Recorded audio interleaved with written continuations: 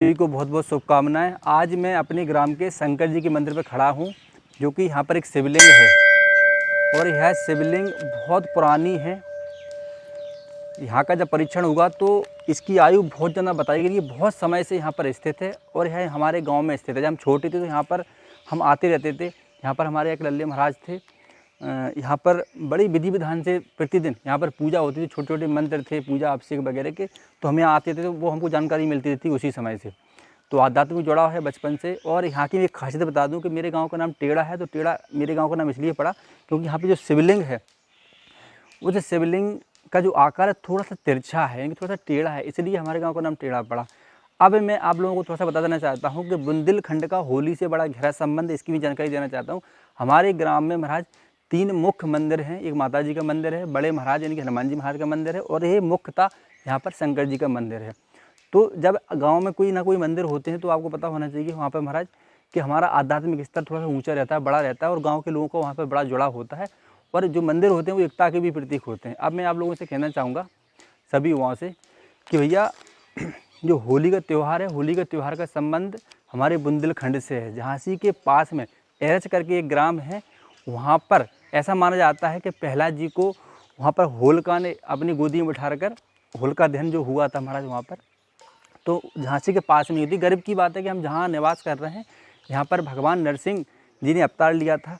भगवान नरसिंह का अवतार हुआ था और प्रहलाद जी को उन्होंने आशीर्वाद दिया था यहाँ पर हमारा राजा बनने का। तो बुंदेलखंड का होली से बड़ा संबंध है। और देखो फिर यही होली पूरे विश्व में प्रसिद्ध है।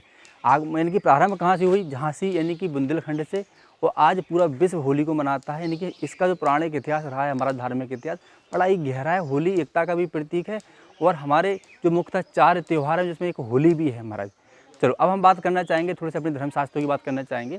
जितनी भी युवा हैं जो बहुत समय से हमें कमेंट कर रहे हैं, गुरुजी जो अभी भर्ती हुई है इनका आगे क्या होगा, तो मैं आपको बता देना चाहता हूं कि इन लोगों की अब ज्वाइनिंग होने वाली है। फर्स्ट 93 बैच अब 31 मार्च को रिपोर्टिंग करेगा और यहाँ से निकल जाएगा। दूसरा जो बैच है महाराज ऐसी क्रमशः जुलाई तक, यानी कि जून जुलाई तक ये अपने जाते रहेंगे और बैच बनते रहेंगे।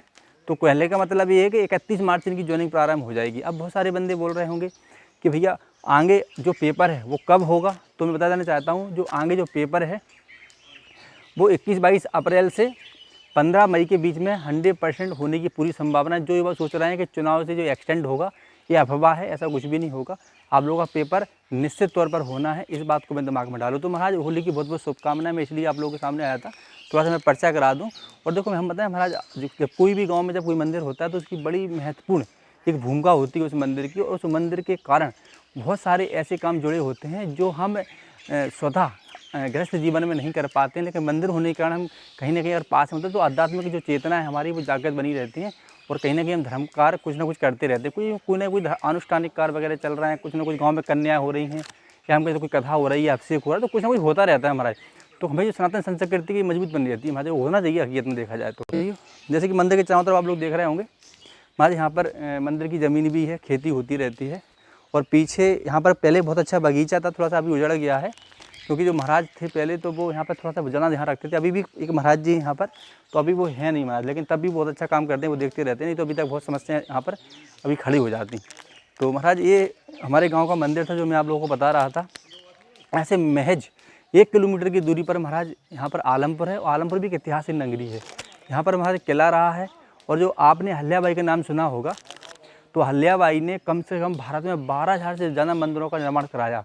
वो अहिल्याबाई महाराज एक ऐसी देवी थी जो राज्य तो अपना चलाती थी, राज्य के साथ साथ उनकी आध्यात्मिक चेतना बहुत ऊंची थी। हम कह सकते हैं कि महाराज वो अवतार थी साक्षात देवी का।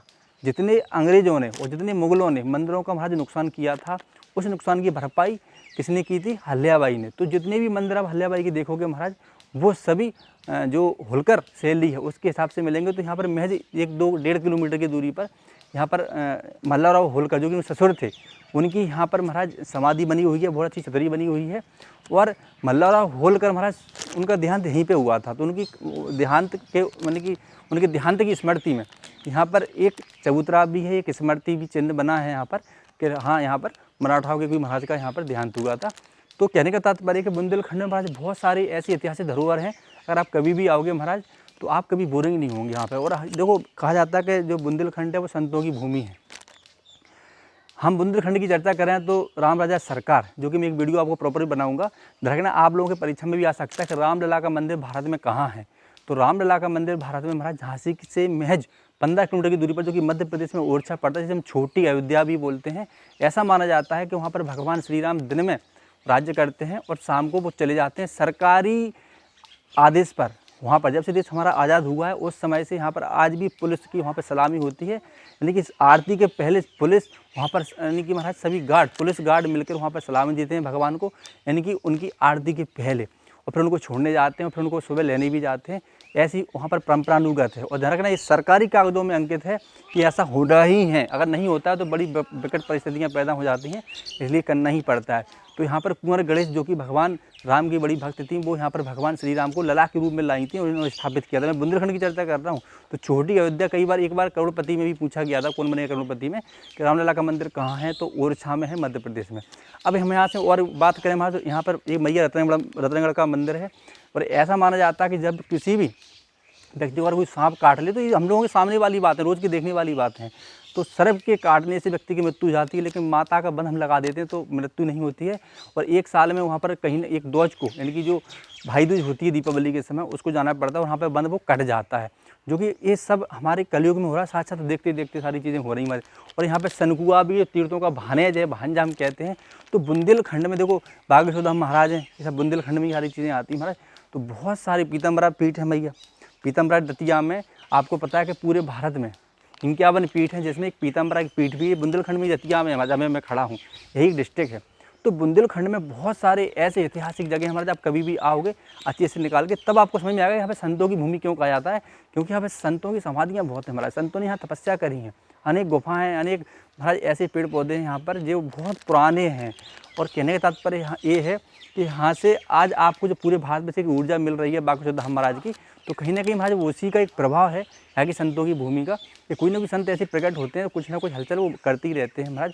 जब देश हमारा युद्ध से जूझ रहा था चीन से, तो उस समय ऐसा माना जाता है कि नेहरू जी, जो कि प्रधानमंत्री थे उस समय, दतिया आए, उन्होंने हवन किया था, अभिषेक किया था, तब वो युद्ध जाके रोका था, क्योंकि उस समय हमारी स्थिति बहुत अच्छी नहीं थी कि चीन से हम लोग लड़ सकें महाराज। दर्शन किए मंदिर के और अब हम जा रहे हैं गाँव की तरफ। तो महाराज ये हमारे गाँव का सीन कह सकते हो। अभी फसल आने वाली है, पक गई है महाराज। और देखो लूसन है, जो हम लोग गाय भैंसों को यहाँ पर गौ माता को जो लोग खिलाते हैं लूसन। और आप लोगों को पता है कि प्रत्येक गांव में अतिक्रमण की बड़ी समस्या है महाराज। तो आप लोग देख रहे होंगे पूरा सड़क, यानी कि यहाँ पर बाड़ी आ गई है ऊपर तक। आप लोग बुंदेलखंड में आना महाराज कभी, बहुत अच्छा है यहाँ पर, बहुत अच्छा है, मैं हकीकत बता रहा हूँ। ऐसे ऐसे यहाँ पे जदरऊगा सरकार है, यहाँ पर हनुमान जी महाराज का मंदिर है, उनको डॉक्टर हनुमान जी महाराज कहते हैं। यानी कि यहाँ पर फोड़ा फुंसी, कैंसर, कोई भी समस्या होती है यहाँ पर ठीक होती है महाराज।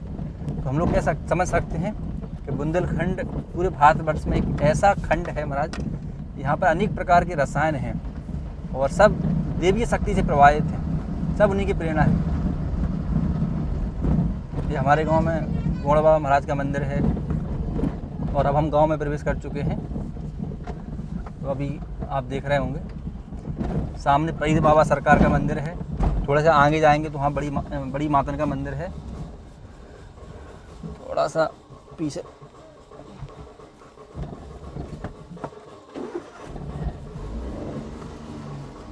और अब हम घर की तरफ जा रहे हैं।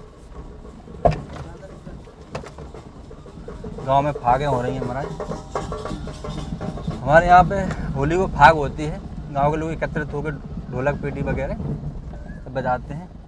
हम चल रहे हैं, ये घर हमारा महाराज इधर है, जो कि देख रहे होंगे आप लोग इधर। और एक हमारा अभी नया मकान जो बना है वो सड़क की तरफ बना है।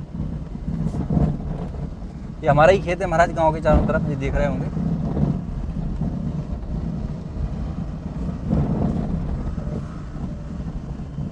मैं चाहता हूँ आप लोग बुंदेलखंड में आओ महाराज कभी, बहुत अच्छा है यहाँ पर। लेकिन आना घूमने के पर्पज से, पढ़ाई के पर्पज से आओगे महाराज तो फिर बंद रहोगे, कभी घूमने के पर्पज से आना।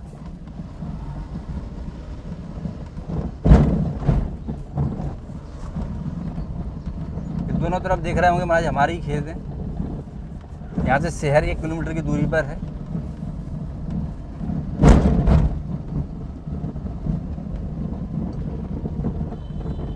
ये हमारा सड़क पर जो घर है, यानी कि बस स्टैंड बोल सकते हो आप लोग हल्का सा, वही है हमारा। ये घर आ चुका है। चलो अब तुम भैया, सभी लोग होली अनेक रंगों से खेलें। हर व्यक्ति के अंदर कोई ना कोई रंग जरूर होता है, लेकिन एक रंग से काम नहीं चलता, बहुत सारे रंग हमको मिलाने पड़ते हैं। तो हर व्यक्ति के अंदर अलग प्रकार के रंग होते हैं, तो सभी लोग मिलके अनेक रंगों को हमारा इकट्ठा करके आप लोग होली खेल सकते हो। फिर से मैं कहना चाहता हूँ, आपको बहुत बहुत शुभकामनाएं। आगामी जो संघर्ष आने वाला है, आप लोगों की परीक्षा आने वाली है, उसमें आप बहुत अच्छे अंक प्राप्त करें। मैं भगवान से यही प्रार्थना करूँगा, शंकर जी महाराज से, कि सभी को साधना भी दे, सभी को प्रेरणा भी दे, और जो संघर्ष आने वाला है तो आपके अंदर इतनी क्षमता है महाराज कि हर संघर्ष को आप आराम से पार कर लो और अपनी नौकरी तक पहुंच जाओ, यानी कि RTGSCO तक। तो बहुत बहुत धन्यवाद, बहुत बहुत आभार, आप लोगों ने मुझे सुना। जय श्री राम।